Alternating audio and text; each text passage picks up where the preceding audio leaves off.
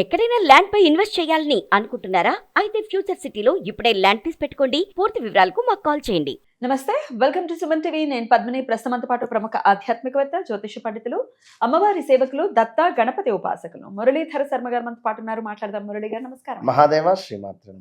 తీవ్రమైనటువంటి నరఘోష ఉందండి మా పైన.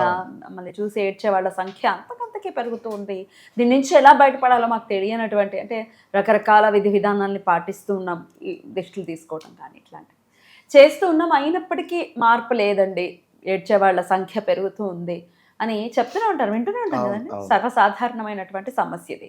మరి దీని నుంచి బయటపడాలి అని అంటే ఏం చేయాల్సి ఉంటుంది? ఏమైనా పవర్ఫుల్ రెమెడీస్ ఏమైనా ఉన్నాయా చెప్తారా మన వాళ్ళు? తప్పకుండా 100%. నరఘోష, నరదృష్టి అనేటువంటిది దీనికి అధిపతి శనైశ్వరుడు, ఎవరో కాదు. కనుక శనైశ్వరుని ప్రీత్యర్థం, శనైశ్వరుని ఆగ్రహానికి సంబంధించి, శనైశ్వరుని ప్రీత్యర్థం నువ్వులను దానం చేస్తున్నాము, నువ్వుల నూనెతో అభిషేకం చేస్తున్నాము. మరి శనైశ్వరుని యొక్క ఆగ్రహము ఆగమనం అంటే శనైశ్వరుడు మనపై ఆగ్రహించకుండా ఉండాలి అనేటువంటిది కూడా మనం చేయాలి కదా. ఇప్పుడు మంచి కావాలి అని చెప్పి నల్ల నువ్వులను దానం చేస్తున్నాము, అభిషేకం చేస్తున్నాము. మరి అసలు తనకు సంబంధించిన ఎనర్జీ ఇదేనా? మరి ఇంకెట్లా వస్తుంది ఎనర్జీ? తన దగ్గర నుండి మనం ఎట్లా ఫామ్ చేసుకోవాలి అనేది కూడా మనం అర్థం చేసుకోవాలి. కనుక ఈ సందర్భాలలో సోమవారం రోజు నలుపు వస్త్రాలను అవాయిడ్ చేస్తూ, అదేవిధంగా ప్రతి శనివారము ఎక్కువగా మాట్లాడకుండా, నాన్ వెజ్ తినకుండా, మత్తు పదార్థాలకు దూరం ఉంటూ, తరచూ కూడా గొడవ పడడం, అంటే కొందరికి మాటలు చేతకావు, డైరెక్టు అంటే అరవడమో లేదా కొట్టడమో, అంటే ఇప్పుడు ఒకరొక మాట అన్నారు అనుకుందాం, అదేమిటి అనేటువంటిది, దేనికి అనాల్సి వచ్చింది అనేటువంటిది కూర్చొని మాట్లాడితే సరిపోతుంది. అరిచేసి గోల చేసేసి, అంటే తప్పు చేసి తప్పించుకునేటువంటి పరిస్థితులు ఉంటుంది. ఇప్పుడు ధర్మో రక్షిత రక్షక, ధర్మాన్ని మనం కాపాడుతున్నప్పుడు మనకెందుకు అరవాల్సిన పని లేదు, మెల్లగా మాట్లాడితే సరిపోతుంది. ఎదుటివారు అరుస్తున్నాడు అంటే వాడు తప్పు చేశాడు, తప్పు చేసి కూడా వాడు అరుస్తున్నాడు అంటే శనైశ్వరుని యొక్క విపరీతమైనటువంటి ఆగ్రహానికి గురవుతాడు ఇలాంటి వారు. ఇక మనం మంచిగా ఉండాలి అని చెప్పి మనతో మాట్లాడి మళ్ళీ అటు వెళ్ళి, వీడారా వీడు ఎప్పుడు కొలాప్స్ అవుతారో నేను చూస్తా, వీడు ఆగట్లేదు, వీడు అసలు ఈ మధ్యలో వీని పోకడలు ఎక్కువైనవి అనేటువంటి మాటలు మనకెందుకు మాట్లాడడం? కాబట్టి ఈ విషయంలో నేను ఏం చెప్తాను అంటే, సమయము అనేటువంటిది ఒకటి ఉంటుంది. ఈ సమయము అంటే ఓపిక ఉంటుంది, సమయం ఉంటుంది. ఓపిక పట్టే అంతసేపు ఓపిక పట్టి సమయం వచ్చినప్పుడు మాట్లాడండి. మాట్లాడకుండా ఉన్నా తప్పే. ఇప్పుడు ఇందులో మనకు ఎంత ఓపికగా ఉంటామో అంత టాప్ పొజిషన్కి వెళ్ళే ఛాన్స్ ఉంటుంది, అది గమనించుకోండి. అదేవిధంగా శనైశ్వరునికి ఇంకా ఏమిటి అంటే 2 వీలర్స్ 4 వీలర్స్ జనాలవి మీ దగ్గర లేవు. ప్రతిసారి ఎవరినో ఒక గంట సేపు బండి లేదా ఒక ఊరికి వెళ్ళొస్తా 2 వీలర్ ఇవ్వండి అని ఈ జనాల వెహికల్ను మీరు తీసుకొని అందులో పెట్రోల్ పోసుకొని వారి వాహనాన్ని మీరు యూజ్ చేయడము మీకు ఇబ్బంది, ఖచ్చితంగా ఇబ్బంది. అట్లా తీసుకోవద్దా? తీసుకోవద్దు. అడుగుతూ ఉంటారుగా, ఏదో ఒక్కసారి 2 సార్లు ఊరికి అదే పని ఉంటారు కొందరు, ఖచ్చితంగా ఉంటారు. మీరు అర్థం చేసుకోండి.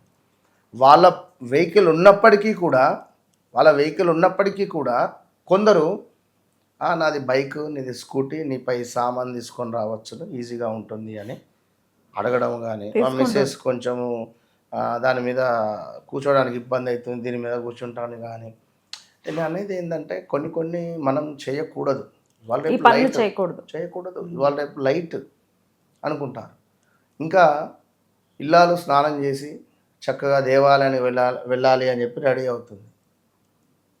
దేవాలయం దూరంలో ఉంది, భర్తకు పాపం ఆఫీసే దేవాలయం అనుకుందాం. పొద్దున్నే లేచాడు, లేపి నన్ను ఇక్కడ దించిరాపు అంటుంది. ఆ బైక్ మీద తను ముందుకు, ఈమె కాస్త వెనక్కి తగలకుండా కూర్చొని స్నానం చేయకుండా అట్లనే అతను గుడి ముంగడ దించి వెళ్ళిపోతాడు. ఒకటే బండి చూసారా మీద ఏంటి ప్రయాణం. ఇట్లాంటివి? చెప్తున్నా ఆ, విషయం. చూసారా? అంటే అనిపిస్తుంది నాకు నిజంగా. ఇప్పుడు కొన్ని మనం చేయరాని పనులు, ఇప్పుడు ఒక స్నానాది కార్యక్రమాలు అయినవి, ఎంతో శుచి శుభ్రతతో ఉంటాం. స్నానం చేసిన తర్వాత బెడ్ ముట్టుకోవాలన్నా కూడా మనసుకు రాదు. అవును. బెడ్ మీద ఏమైనా వస్తువు ఉంది అన్న, ఏదైనా అంట్లు ముట్లు కానీ ఏదో చెయ్యం. నేరుగా స్నానం చేసిన తర్వాత ఎవరికైనా పూజా గదికి వెళ్ళాలి అనిపిస్తుంది, లేదా చక్కటి వస్త్రాలను ధరించి దేవాలయానికి వెళ్ళాలనిపిస్తుంది. ఇట్లాంటి పనులను చేసుకోవాలి. ఏదైతే ధర్మబద్ధమైన పనులు ఇవన్నీ నేను చెప్పేటివి. ఇప్పుడు స్నానం కాకముందు భార్యను అక్కడ దించేసి రావడము, ఇది అధర్మం. ఇది సో ఇలాంటివి చేయడం మూలకంగా శనైశ్వరుని యొక్క ఆగ్రహానికి గురయ్యే ఛాన్సెస్ ఉంటుంది. సరే, ఏది ఏమైనా ఇంకొక విషయం చెప్పదలుచుకున్న, హోటల్ యజమానులు కానీ, ప్రైవేట్ కానీ, అంటే పెద్ద పెద్ద హోటల్స్ కానీ, చిన్న చిన్న హోటల్స్ కానీ, టీ స్టాల్ దగ్గర వారికి చెప్తున్నాను. ఇదేదో సినిమా వచ్చేది మొన్న, వదలాడు సినిమా. ఆ టీ అదేదో మన తాగేసి ఆ వేడి నీళ్ళలో వేసేసి కడగకుండా టీ పోసేసి ఇచ్చేస్తూ ఉంటారు అని చెప్పి తను ఏదో మాట్లాడిన. ఫుడ్ లైక్ అంటే మనము చూస్తున్నాం, ఈ ఫ్రిడ్జ్లో పెట్టి ఈ ఫుడ్స్ పెట్టడము, ఇవన్నీ దీనికి అధిపతి శని రాహువు. మీరు ఎవరైతే ఇట్లా చేస్తారో దానికి సంబంధించి ఖచ్చితంగా అదే. దీనివల్ల ఇప్పుడు శనైశ్వరుడు అంటేనే వాస్తవానికి ఇనుము, వంట, ఇదంతా ఒక పార్టే. రాహు అన్న అదే, కుళ్ళిపోయినటువంటి వస్తువులకు రాహు అధిపతి. మీరు ఇది ఇంపాక్ట్ చేసినప్పుడు ఏం జరుగుతుంది? ఫుడ్ ఇన్స్పెక్టర్ అంటే గవర్నమెంట్ అంటే ఏమిటి? సూర్యుడు శని ఇద్దరు వస్తారు. సో మీ జాతకంలో శని పీరియడ్ కానీ, శని నీచబడ్డా, శనికి సంబంధించిన పీరియడ్ వచ్చినా వచ్చేస్తాడు, చూస్తాడు, దొరికిపోతావు. నువ్వు ఇవాళ దాన్ని కప్పిపుచ్చి చేస్తావు, అధర్మం. సో ఇలాంటివి చేస్తే శనైశ్వరుని యొక్క ఆగ్రహానికి గురవుతారు. మరి ఇవన్నీ చేస్తూ మేము కుళ్ళిపోయిన వస్తువులను పెడతాం, ఏమన్నా రెమెడీ చెప్పండి సార్ అంటే కష్టం. మార్చుకుంటే ఏమైనా రెమెడీస్ పనిచేస్తాయి, మార్చుకుంటే ఏమైనా ఉన్నాయి రెమెడీస్? మరి తప్పకుండా నలుపు రంగు దారం తీసుకోవాలి. నలుపు రంగు దారము, అద్భుతమైనటువంటి నలుపు రంగు దారాన్ని తీసుకొని దాన్ని ఒక సుమారుగా 8 పోగులుగా చేసుకోండి. 8 పోగులుగా చేసుకొని దానికి ఒక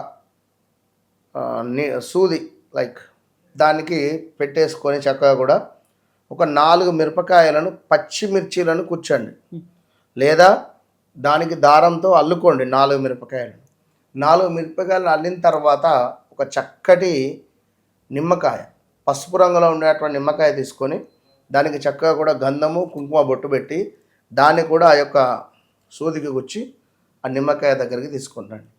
దీనిపైన మళ్ళీ ఒక 3 నిమ్మకాయలను పెట్టండి. మొత్తం 7 మిరపకాయలు, మధ్యలో ఒక నిమ్మకాయ, కింద 4 ఉండాలి, మధ్యలో నిమ్మకాయ ఉండాలి, పైన 3 ఉండాలి. దీనిని చక్కగా మీ యొక్క ఇంటి ముందు వేలాడదీయండి, లేదా కిరాణం షాపు, హోటలు దాని ముందు వేలాడదీయండి. ఇది ప్రతి శనివారం మారుస్తూ ఉండండి. ఉదయం 5:30 నుండి 6:30 లోపు దీన్ని కట్టండి. దీని రిజల్ట్ ఎట్లా ఉంటుందో మీరే చూడండి. అదేవిధంగా ఒక నిమ్మకాయని కట్ చేసి పసుపు కుంకుమలో అద్ది, పసుపులో అద్దింది రైట్కు, కుంకుమలో అద్దింది లెఫ్ట్కు పెట్టండి మీ షాప్లో ఎంటర్ అయ్యేటువంటి క్రమంలో.